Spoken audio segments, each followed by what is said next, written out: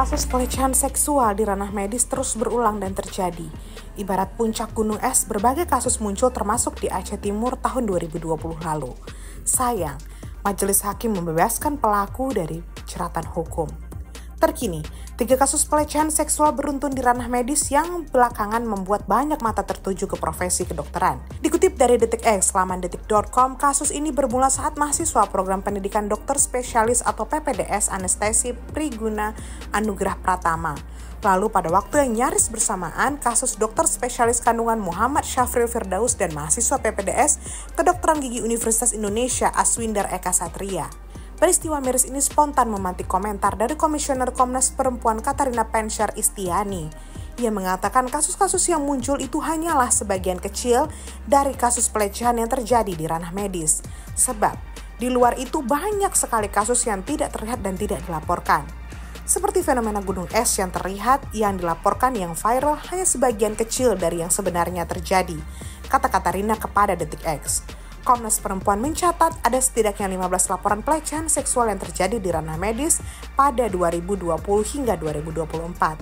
9-nya dilakukan oleh profesi seorang dokter, 4 terapis, dan 2 perawat. Hampir semua korban dalam kasus ini merupakan pasien yang dalam kondisi tidak berdaya dan 1 orang mahasiswa spesialis bedah. Dosen Etika dan Hukum Kesehatan Universitas Atmajaya, Erven Gustiawan menegaskan, angka yang demikian itu juga sebetulnya masih belum bisa menggambarkan banyaknya kasus pelecehan seksual di ranah medis. Kasus-kasus seperti ini sudah sering terjadi dan ini baru ketahuan saja, lalu viral dan kemudian yang lain ikut bersuara. Dan itu terjadi bukan hanya di Indonesia, tapi juga di luar negeri, ungkap Erven kepada DetikX. Erven mengungkap pelecehan seksual oleh tenaga medis terhadap pasien terjadi lantaran adanya relasi kuasa antara tenaga medis dan pasien. Terlebih, tenaga medis juga merupakan satu-satunya profesi yang memiliki akses langsung terhadap tubuh seseorang.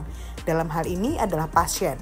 Di sisi lain, sambung Erven, pengawasan yang minim dan juga ketidakdisiplinan etika saat tenaga medis menjalankan pekerjaannya juga menjadi salah satu penyebab pelecehan seksual. Erven mengambil contoh kasus Dr. Iril di Garut yang melakukan kekerasan seksual pada pasiennya ketika sedang tidak didampingi perawat. Padahal, pemeriksaan terhadap pasien apalagi pada area-area sensitif seharusnya didampingi oleh perawat maupun keluarga pasien. Dokter juga secara etika seharusnya selalu meminta izin kepada pasien maupun keluarga pasien saat hendak melakukan pemeriksaan. Tapi kalau memang orangnya sudah niat mau seketat apapun pengawasannya, mau ada CCTV yang banyak, ia tetap akan mengakalinya, ungkap pembantu asisten penasihat presiden ini. Selain itu, menurut Erven, pendidikan kedokteran yang jarang kali memberikan materi terkait pelecehan seksual juga menjadi salah satu penyebabnya.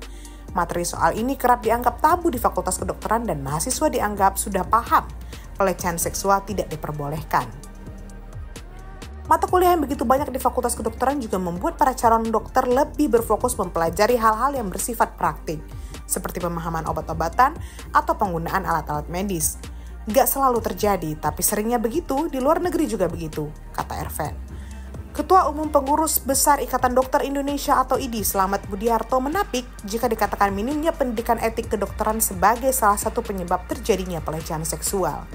Menurut Slamet, pendidikan kedokteran sejauh ini sudah sesuai dengan jalur dan materi etik, merupakan mata kuliah wajib yang harus diambil para calon dokter. Slamet mengatakan setiap mata kuliah kedokteran sejauh ini selalu menyelipkan materi etik sebagai dasar tindakan dalam masa pendidikan. Para calon dokter juga selalu diingatkan profesi kedokteran adalah profesi yang mulia yang dibatasi oleh sumpah dokter serta etika profesi.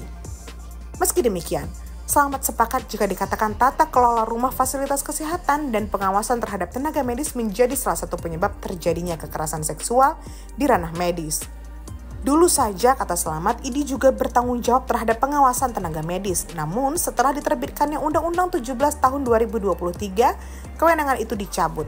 IDI saat ini tengah melakukan judicial review di Mahkamah Konstitusi terkait aturan tersebut. Saya khawatir terjadi kelonggaran pengawasan terhadap praktik kedokteran yang kurang baik sehingga masyarakat terancam, terang lulusan pendidikan studi doktor ilmu kesehatan masyarakat UI ini. Di sisi lain, beban kerja dokter dan mahasiswa PPDS yang amat berat juga berpotensi menjadi penyebab terjadinya pelecehan seksual di ranah medis. Sebab itu, menurut Slamet penting juga untuk evaluasi terhadap beban kerja ini.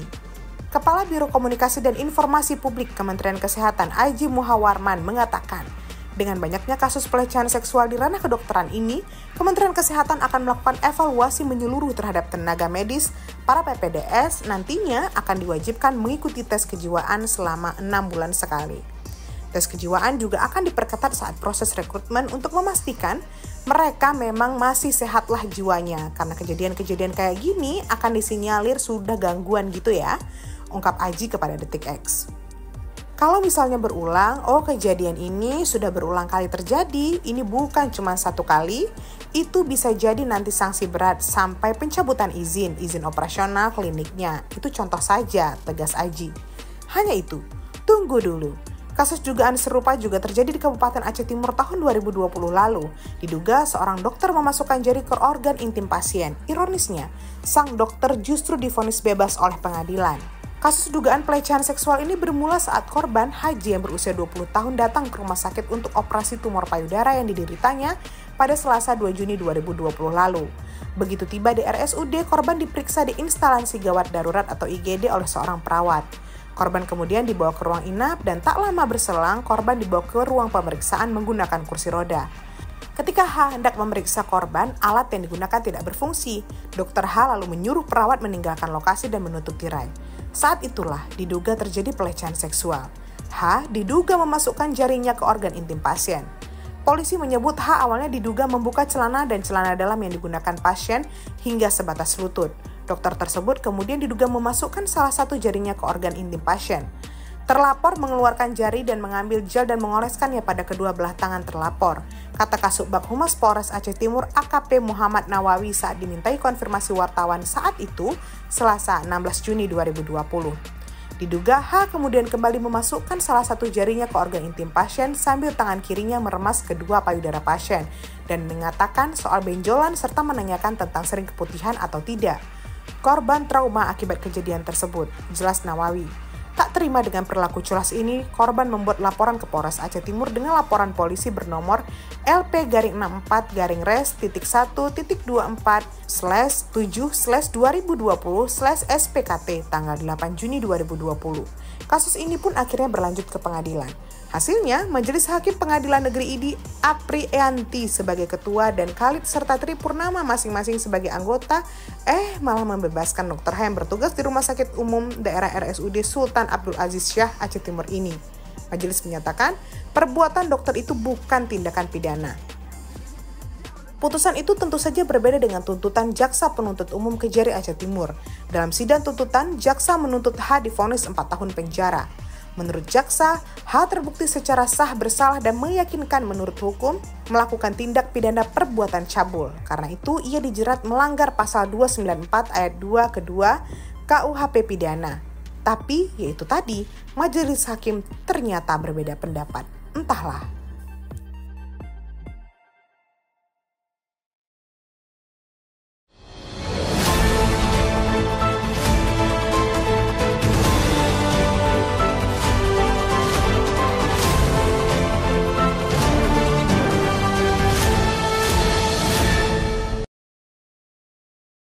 Jangan lupa like, komen, dan subscribe.